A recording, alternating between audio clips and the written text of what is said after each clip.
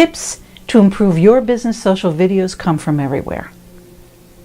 I happen to be sitting in my sewing room next to my mother's original sewing machine. It still works. My mother was actually a fabulous seamstress. Every spring we would get a beautiful outfit of a dress, a suit, or a tailored spring coat. Beautiful work. And when it came time for her to teach her daughter how to sew, she taught me the most valuable lesson that I actually apply to making my videos. It is a lot easier to take in than it is to let out. My mother used to cut a little bit wider than the pattern and would stitch a little bit wider than necessary because it's a lot easier to take in than to let out. So if she had let out because she stitched too closely, there's nothing you could do to get rid of that little seam, that little mark that the needle makes. And it just doesn't look right, especially if you pressed it in between. But if she cut it too big, she could always take it in and trim. And that's what you can apply to your business social videos. Always take extra footage of the scenery or whatever you're videoing.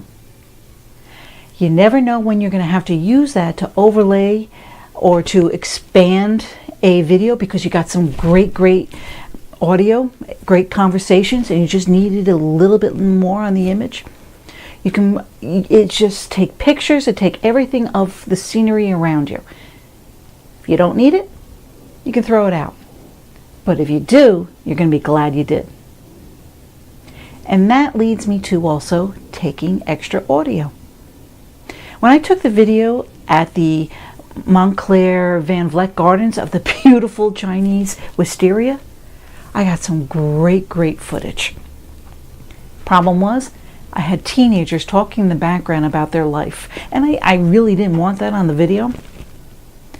Luckily, I took extra audio of the nature sounds, and I was able to blend it in together to kind of cut that out, and it made a better video. It's a lot easier to take in than it is to let out. If I didn't have the extra audio or the extra video, it wouldn't have been as good. The final application of this is in your framing.